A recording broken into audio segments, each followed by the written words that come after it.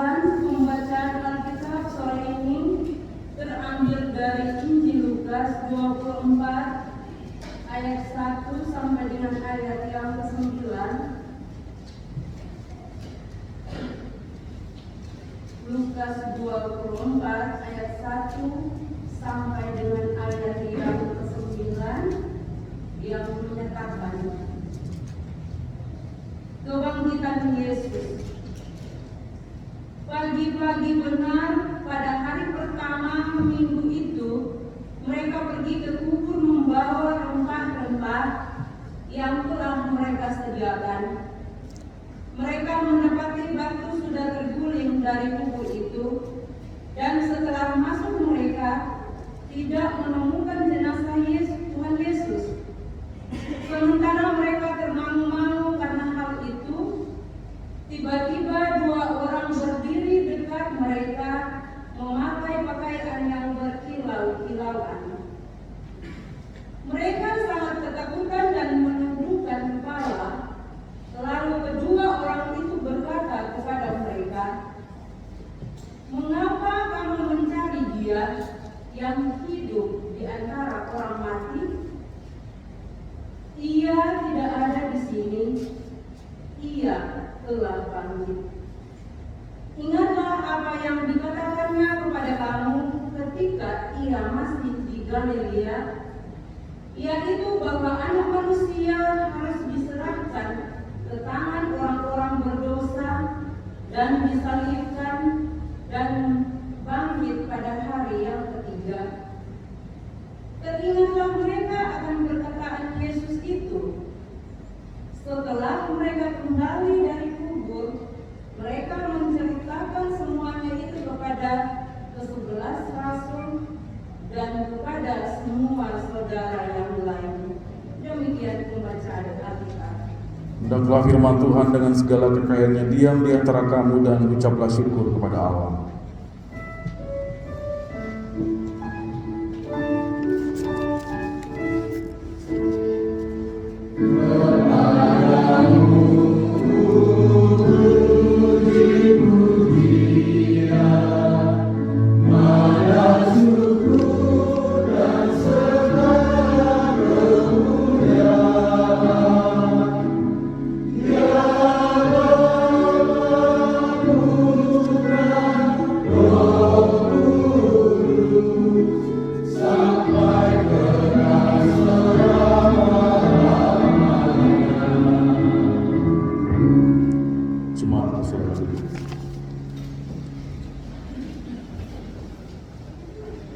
Selamat sore, Shalom.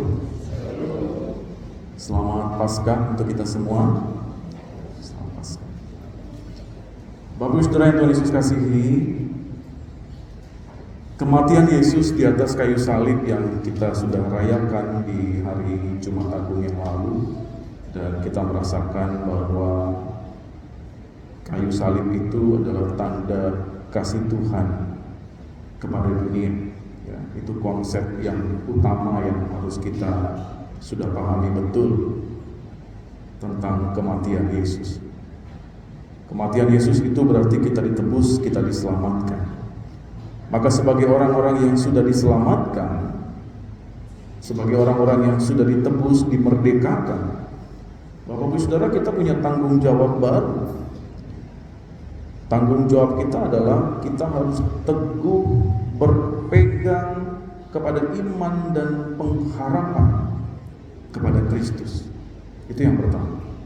Yang kedua, kita harus berpegang teguh untuk bersaksi tentang kasih dan keselamatan yang sudah kita terima, bukan hanya untuk kita sendiri tapi kepada orang lain. Jadi tidak hanya berhenti pada saat kita memiliki konsep bahwa kita sudah ditebus, kita diselamatkan, lalu selesai. Tidak. Bapak Ibu Saudara, kita harus sekali lagi harus berpegang teguh, dan kita harus bersaksi. Lewat apa? Lewat pikiran, perkataan, dan perbuatan. Bisa? Bisa, Pak Pendeta. bisanya di sini. Tapi untuk melakukannya kita butuh tenaga yang besar. Kenapa saya katakan tenaga yang besar? Seringkali anak-anak Tuhan kalau diminta untuk bersaksi melalui pikiran, perkataan, dan perbuatan, terkadang Bapak Ibu, sama kalau kita sedang WA kepada saudara kita atau kepada teman kita, di pikiran kita sudah ketik, bahkan sudah kirim, ya. Ternyata belum, hanya sampai di sini. Terkadang apa yang kita pikirkan dengan apa yang kita ketik itu bisa beda. Pernah? Orang biasa menyebutnya typo. Salah ketik. Dia nak ngetik AP, yang dikirim AP. Itu yang seringkali bikin orang bisa berantem di WA, apalagi di grup-grup. Sekali waktu ada jemaat yang WA kepada saya agak bingung bacanya gitu. Antara huruf U jadi huruf I itu artinya bisa beda. Bayangkan kalau itu ditempatkan di kalimat tahu jadi tai. Itu kalimatnya sudah beda Bapak Ibu, dan maknanya sudah beda. Jadi sekali waktu ada jemaat yang WA saya, Pak Pendeta hari ini jadikan datang ke rumah.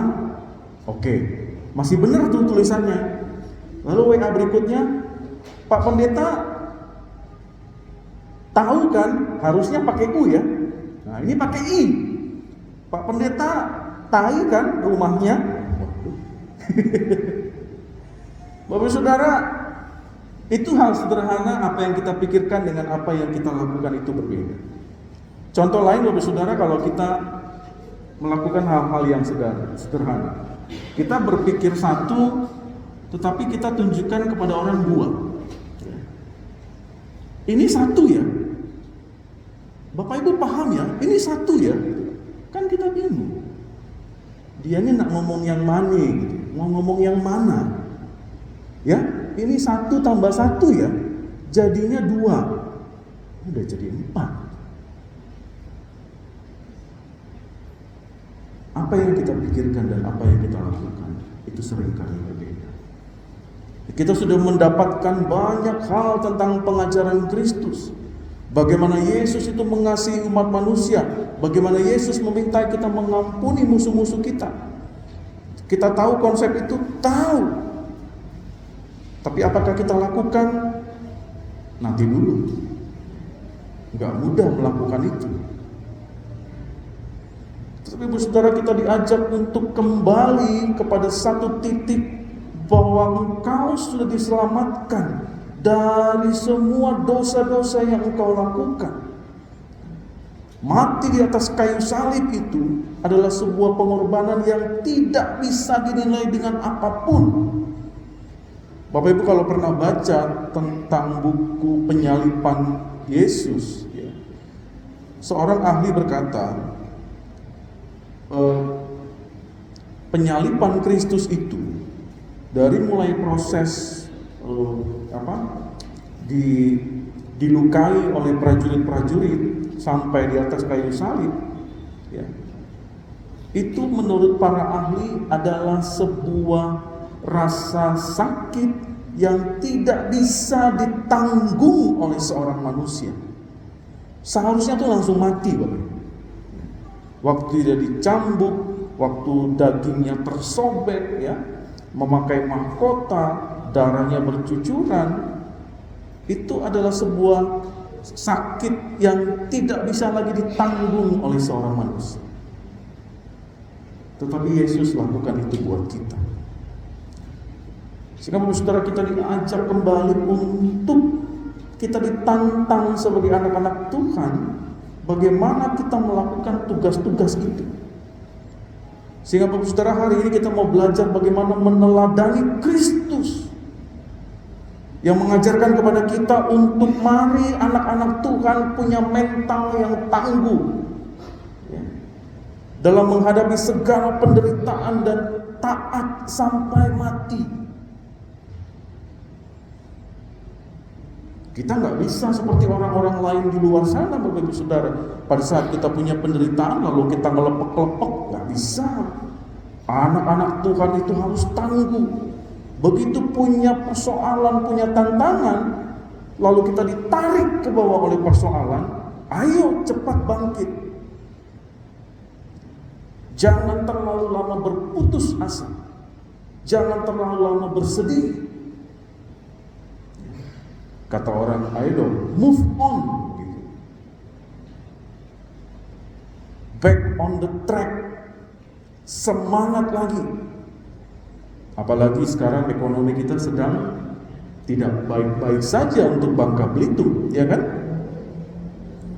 Bapak Ibu mungkin langsung kalau dikasih angka 271T sudah tahu kan? Kita bicara tentang apa? Saya baca di TikTok, kalau uang 271T korupsi timah itu dipakai untuk Bangka Belitung, kita punya kereta api cepat Wus dari Tobuali sampai Belitung. Tidak usah lagi kita naik kol, tinggal duduk diam tenang naik kereta api Wus. Ya.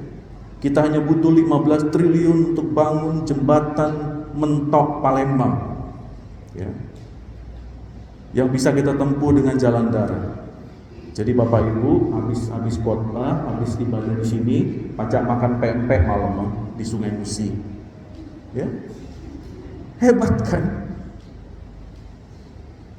Tapi Bapak Ibu Saudara, walaupun kita melihat berita-berita seperti itu, memang satu sisi, aduh sayang sekali ya uangnya. Tapi di sisi yang lain kita memaknainya adalah memang kejahatan itu tidak bisa terus dilanjutkan. Dia akan sampai pada titiknya, sehingga semua orang akan mendapatkan ganjarannya. Semoga Bangka Belitung diberkati, amin, dengan peristiwa-peristiwa seperti ini. Kembali lagi untuk saudara, bahwa kita anak-anak Tuhan, kita harus bisa menghadapi semua persoalan dan tantangan yang ada di dalam kehidupan kita. Oke, persoalan ini adalah persoalan yang ada di masyarakat, tapi efeknya itu bisa masuk ke dalam kehidupan kita. Pekerjaan kita terganggu, perekonomian kita terganggu, apa-apa semuanya mahal di Pangkal Pinang, bahkan di Bangka Belitung. Minggu lalu saya baru pulang dari Kelapa Kampit, ya, Belitung Timur, Bapak Saudara. Sepi sekali. Pendeta dan jemaatnya bilang, iya Pak Pendeta, ya karena timah. Saya ke Tanjung Pandan sama. Tidak seperti yang ada di media-media sosial, nonis-nonis ngejar takjil.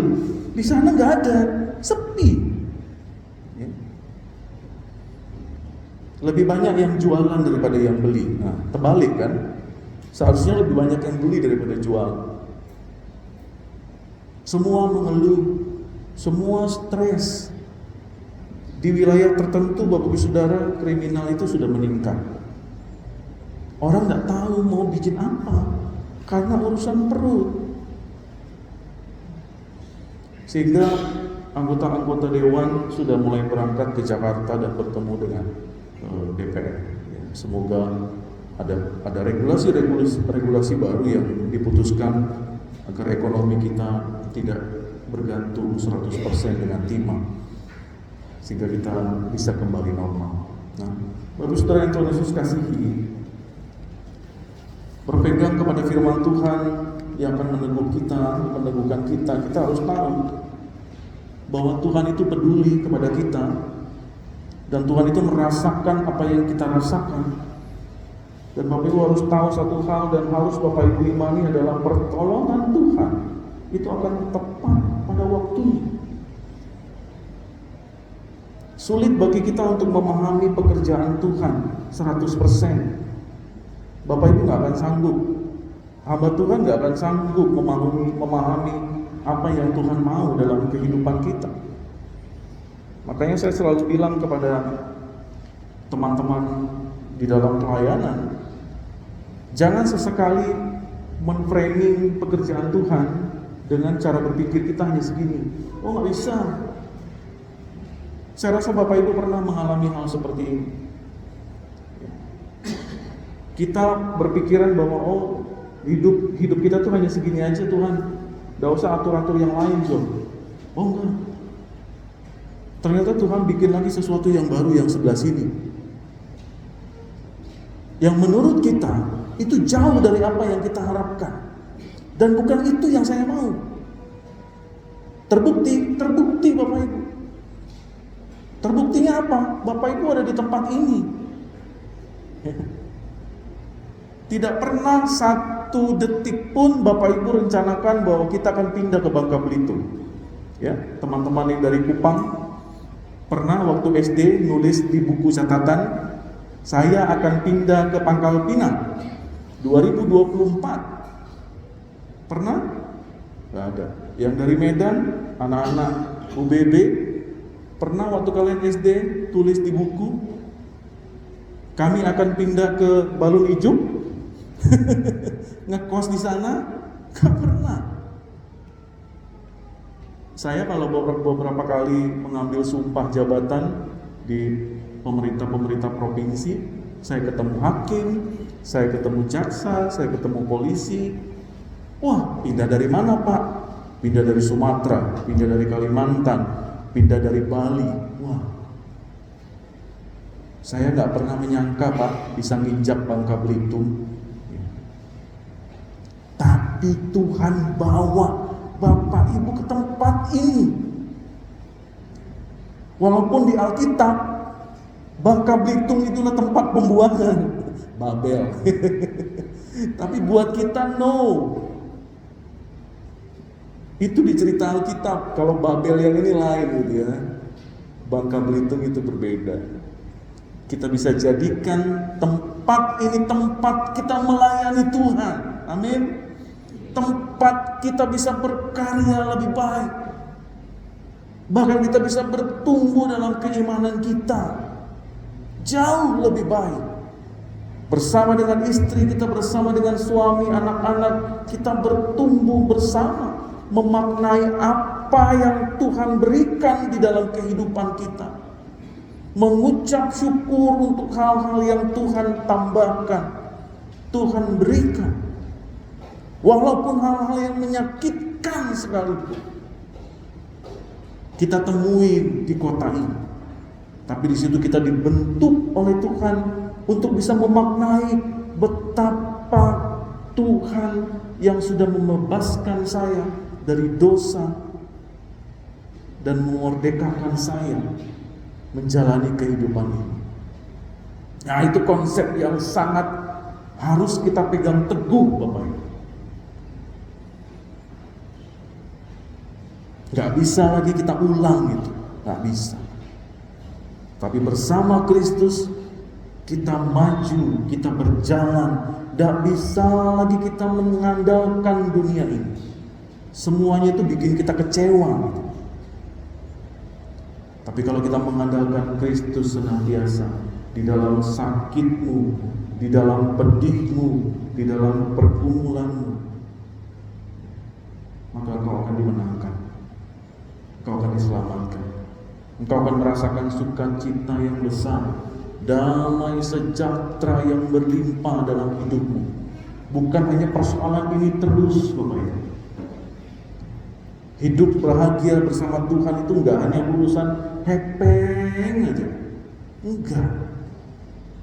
Tetapi bagaimana keluarga demi keluarga punya sukacita, punya damai sejahtera. Wah, itu enggak bisa kita beli di Indomaret itu. Kalau ada saya beli selusin, saya bagi-bagi gitu ya. Enggak bisa. Bagaimana suami dan istri punya damai sejahtera. Saya tadi pagi khotbah di gereja lain, di GBI. Saya katakan sama oma-oma dan jemaat yang ada di tempat itu, di meja makan Bapak Ibu ada makanan yang mahal-mahal, Tapi kalau kita tidak teguran sama suami dan istri, makanan itu enak apa enggak? Tidak temakan tuh dah. Males makannya.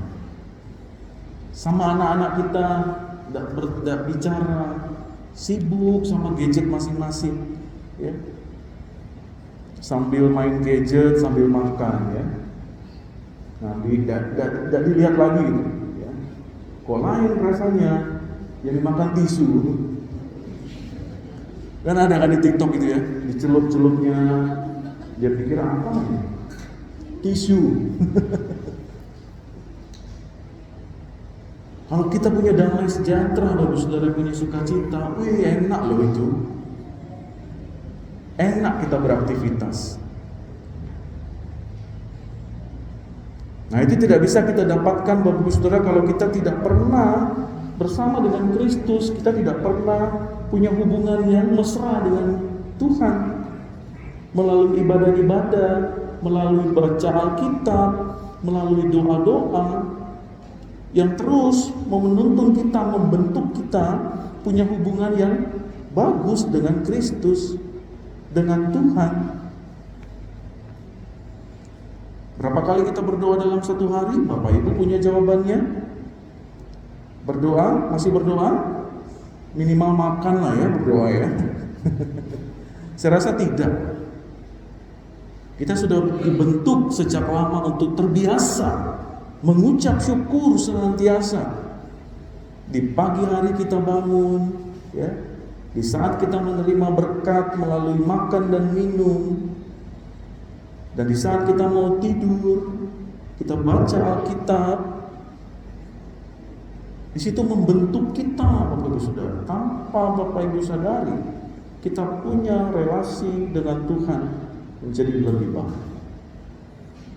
Efeknya kemana-mana itu. Kita lebih sensitif dalam arti, oh ini hal-hal yang tidak berkenan di hadapan Tuhan, saya tidak mau lakukan. Oh ini yang Tuhan mau. Mengambil keputusan, kita duduk tenang, kita minta pertolongan Tuhan. Jangan salah ambil jangan salah ambil keputusan dengan yang menggebu-gebu dan mengandalkan kedagingan. Oh nggak bisa. Kita lebih berhikmat, kita lebih bijak untuk menghadapi persoalan-persoalan yang ada di dunia ini.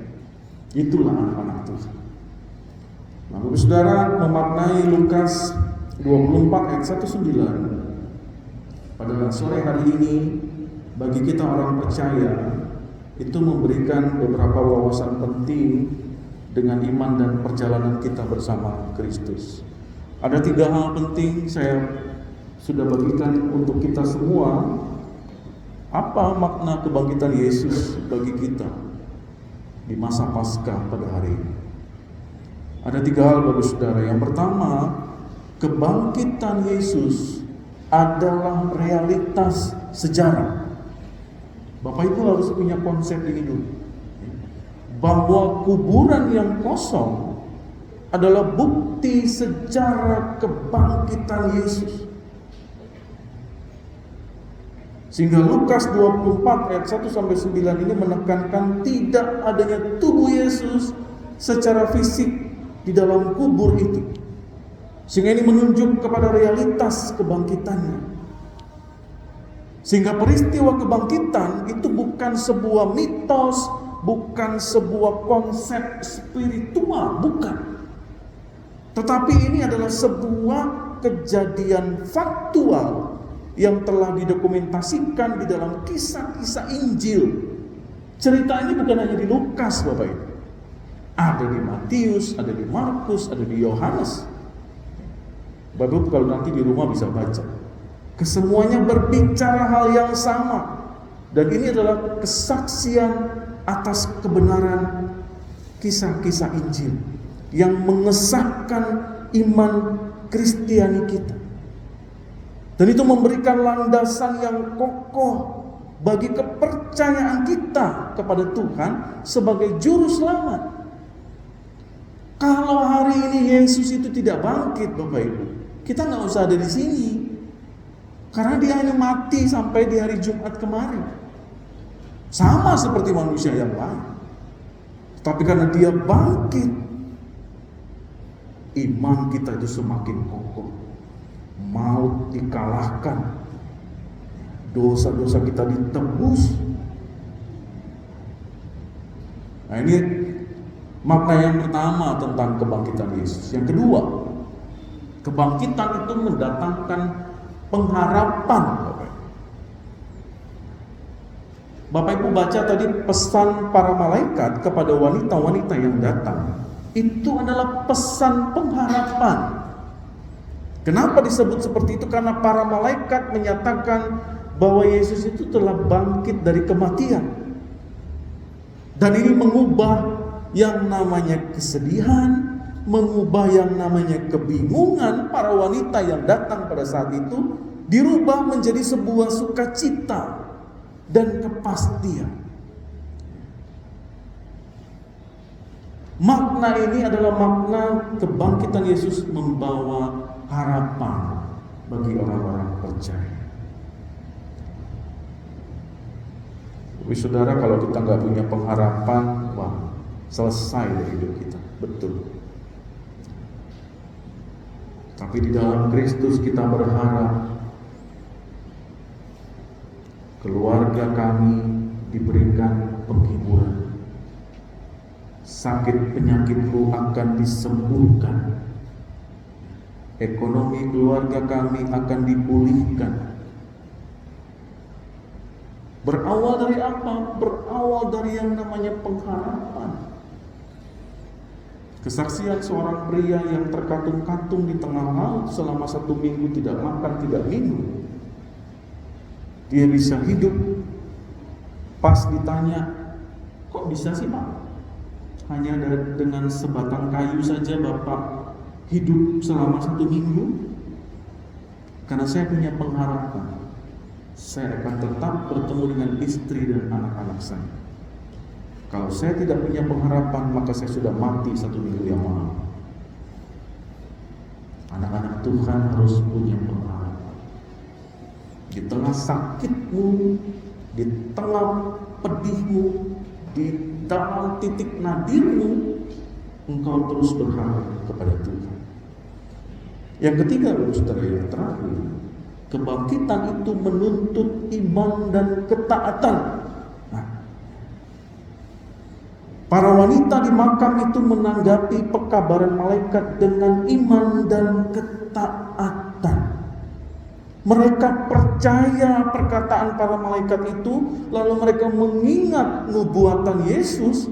Lalu apa yang mereka lakukan? Mereka membagikan kabar baik itu kepada banyak orang. Sehingga tanggapan mereka, respon mereka pada saat itu mencerminkan betapa pentingnya iman dan ketaatan di dalam hubungan kita dengan Tuhan.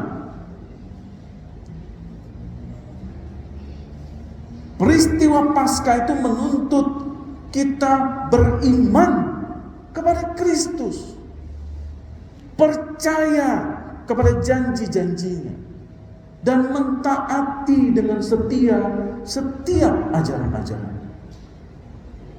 Banyak kok maunya, tapi itulah iman Kristiani, Bapak. Dia harus satu paket dia. Kita beriman dan kita hidup dalam ketaatan. Saudara, saat kita merayakan Paskah hari ini, mari Bapak Saudara kita mengingat bahwa ada peristiwa tentang kubur yang kosong. Implikasinya harus mendalam di dalam iman kita.